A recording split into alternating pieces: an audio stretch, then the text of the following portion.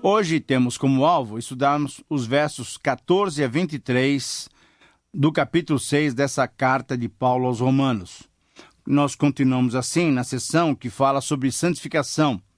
A santificação de todo cristão, isso é, o processo de santificação a que todo cristão é submetido depois de ser justificado, depois de receber Jesus Cristo como seu Senhor e Salvador.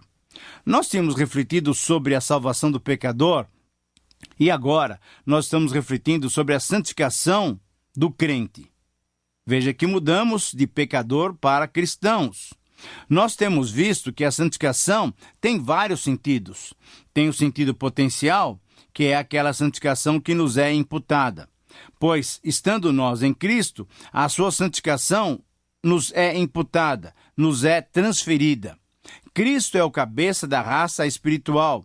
E assim como herdamos de Adão o pecado, por ele ser o pai da raça humana, assim também herdamos a santificação de Cristo, sendo ele o representante da raça espiritual formada por todos aqueles que são salvos por seu sangue. Depois nós vimos também a santificação posicional.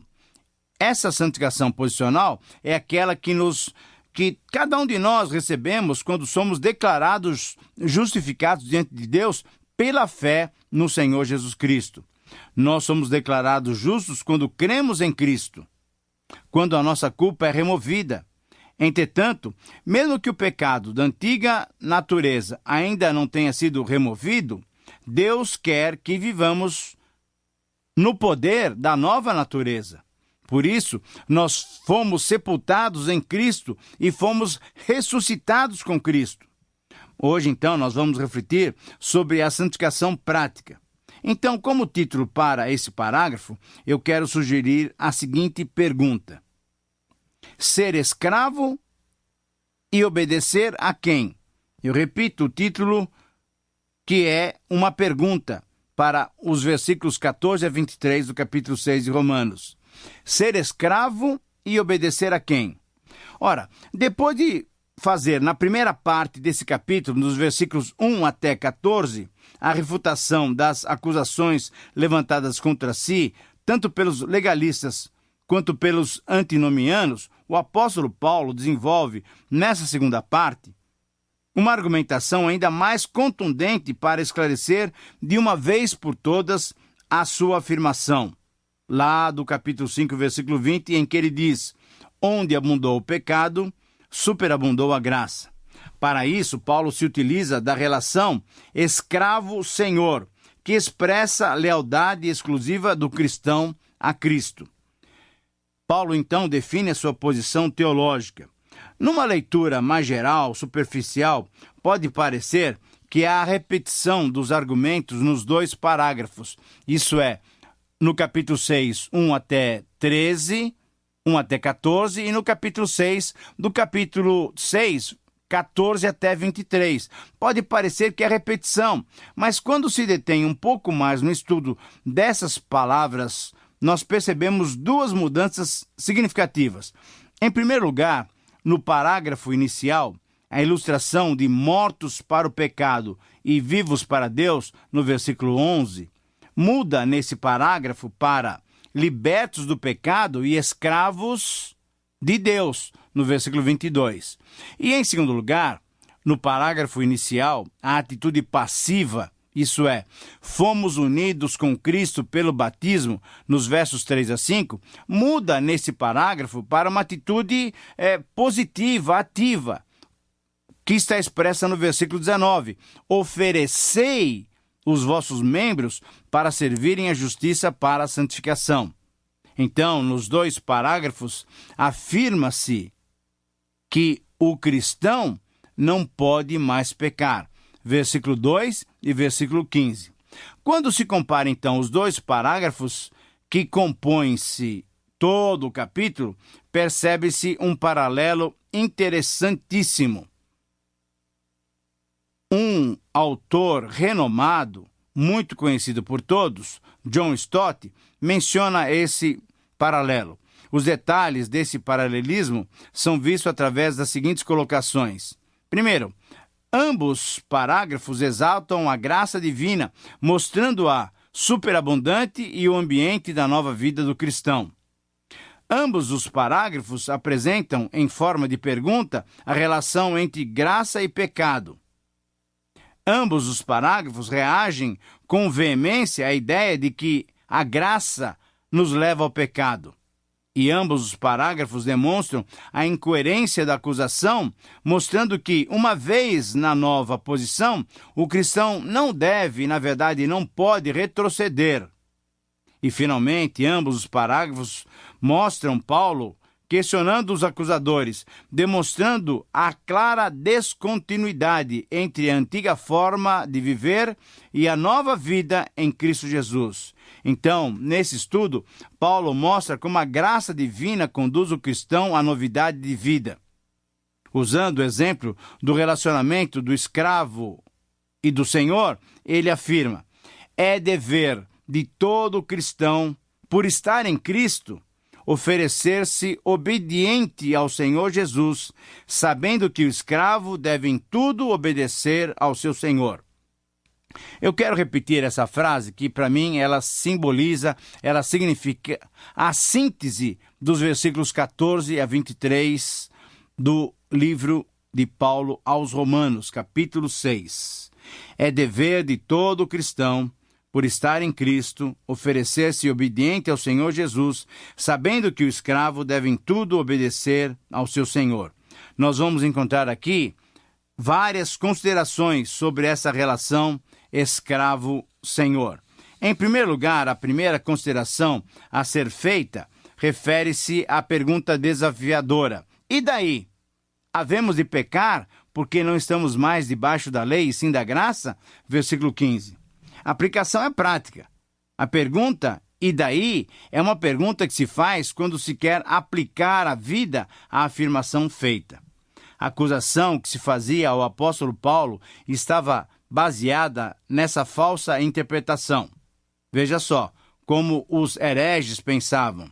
Se a graça supera qualquer pecado, então é possível pecar para que a graça seja cada vez mais abundante. Para entendermos bem a pergunta que Paulo levanta e a sua resposta, é importante verificarmos qual tinha sido a sua afirmação anterior. Vamos ler então os versos 14 e 15 do capítulo 6. Porque o pecado não terá domínio sobre vós, pois não estáis debaixo da lei, sim da graça. E daí? Havemos de pecar porque não estamos mais debaixo da lei, sim da graça? E a resposta é contundente: de modo nenhum. Ora, nesses dois versículos vemos que a lei foi dada para governar e controlar a velha natureza. A lei nunca foi dada para governar a nova natureza, quer dizer, a natureza cristã.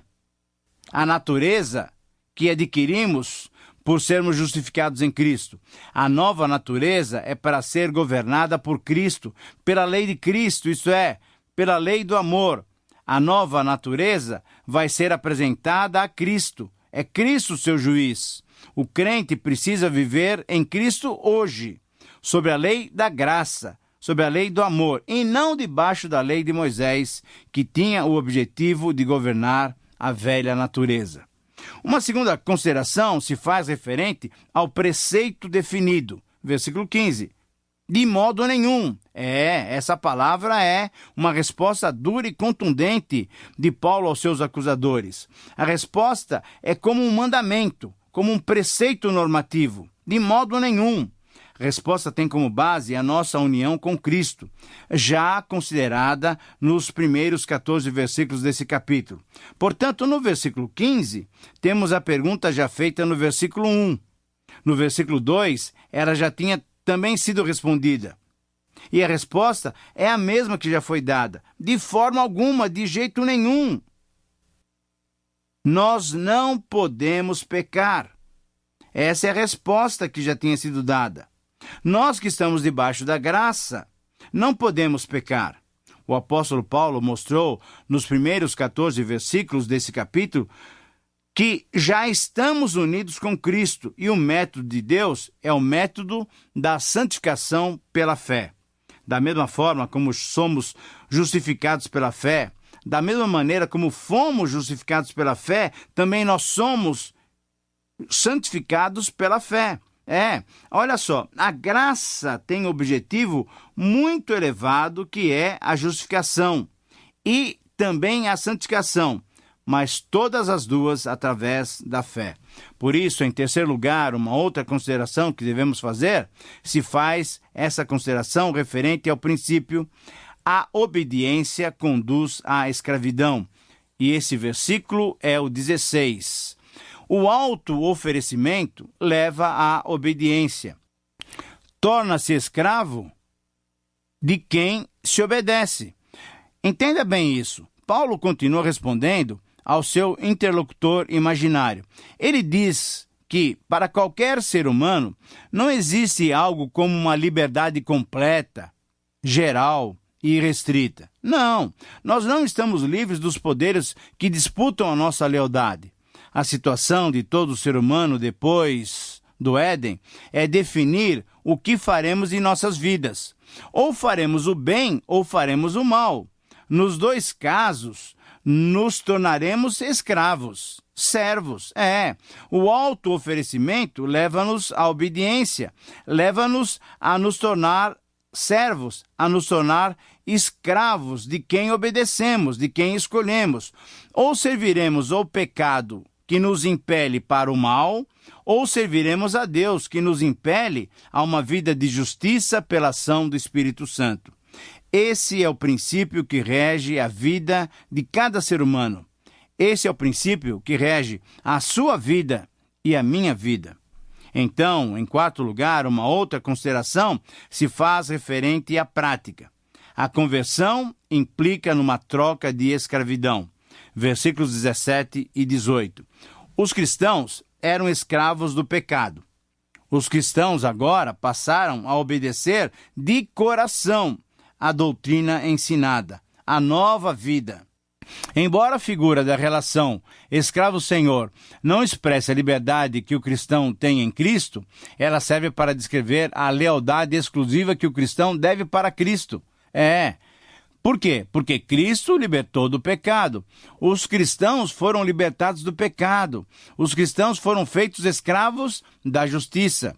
É por isso que Paulo, no parágrafo inicial do capítulo, nos versículos 1 a 14, responde o que os cristãos devem fazer para viver a vida santificada.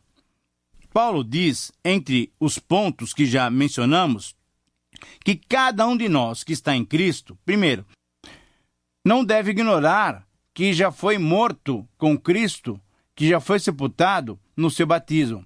Deve saber também, conforme o versículo 6, que ele já está unido com Cristo na sua morte e isso encerrou o domínio do mal sobre a sua vida. Mas deve considerar-se, conforme o versículo 11, deve considerar que as palavras de Deus são verdadeiras, isto é, deve considerar que Deus torna real em sua experiência aquilo que Ele mesmo prometeu. Deus torna real a nossa santificação, pois Ele tem o poder para fazer o que Ele prometeu. Finalmente, o cristão deve apresentar-se a Deus, isto é, deve agir de acordo com a vontade de Deus. Por isso que podemos dizer que o cristão deve perceber que a conversão implica numa troca de escravidão. Então, uma quinta consideração que se faz referente ao paralelo é o seguinte: os dois tipos de escravidão são progressivos, versículo 19. Os cristãos ofereciam seus membros como escravos da impureza. Os cristãos ofereciam seus membros como escravos da maldade para a maldade. Literalmente, sem lei. A falta de lei, anomia é a palavra no grego. Então, era uma vida completamente fora da vontade de Deus. Mas agora, os cristãos devem oferecer os seus membros como escravos da justiça. Os cristãos devem agora oferecer os seus membros visando a santificação, literalmente, uma santificação progressiva.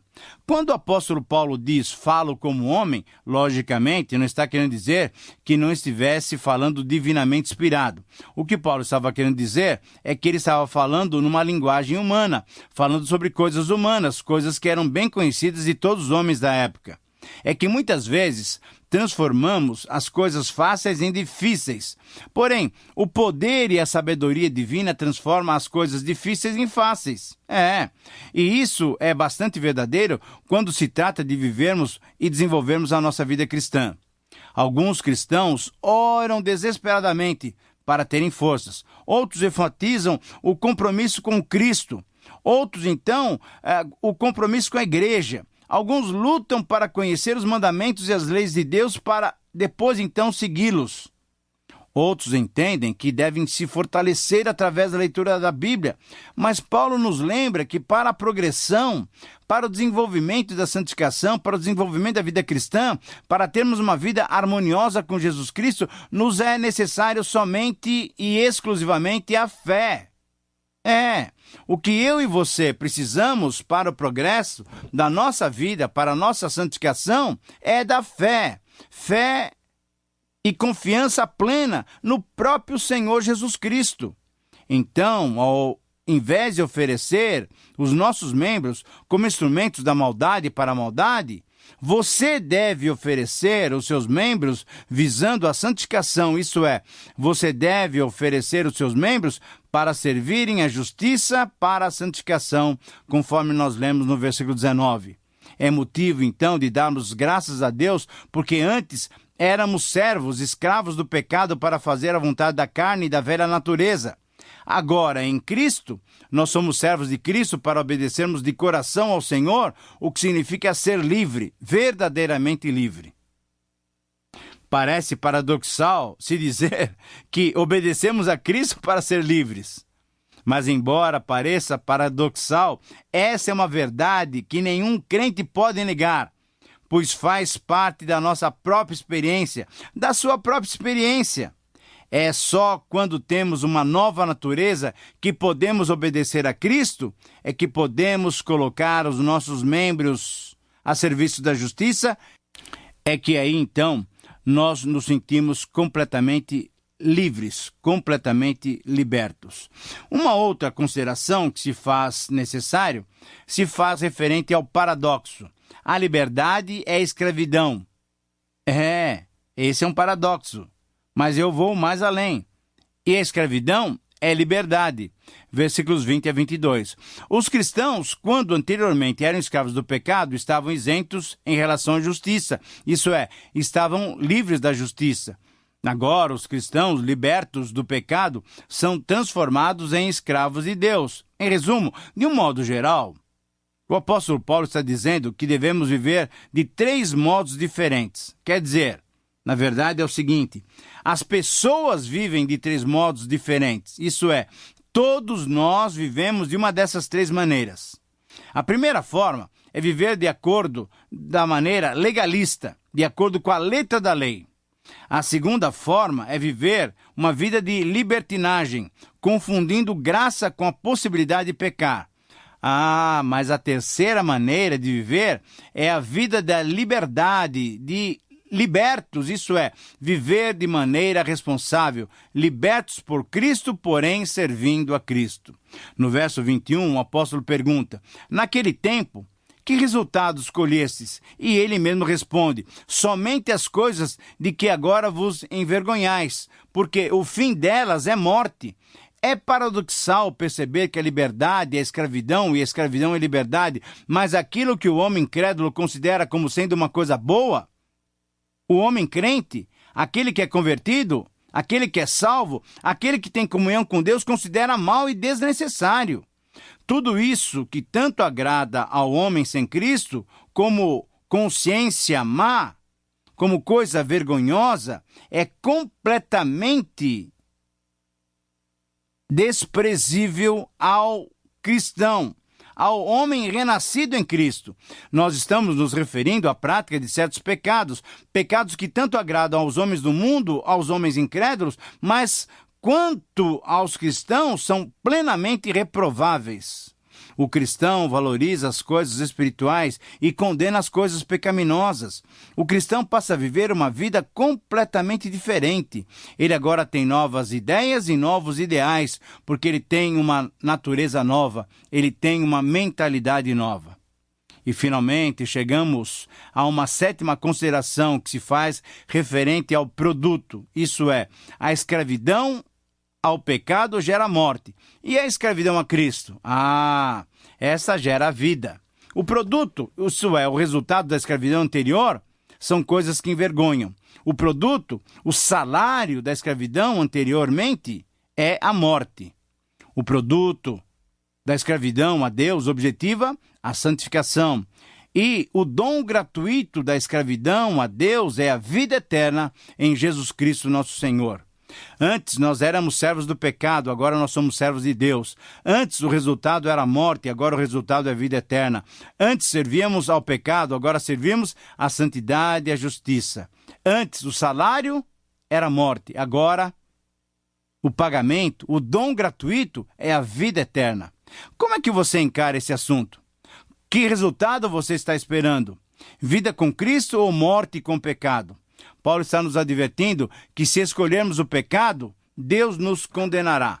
Aqui Paulo nos lembra a natureza dos territórios aos quais nos levam a dois caminhos pelos quais devemos optar. O pecado é uma trilha que nos leva à morte, isso é, a morte espiritual, que impera sobre toda a humanidade. Essa morte envolve e afasta o ser humano do propósito inicial da criação.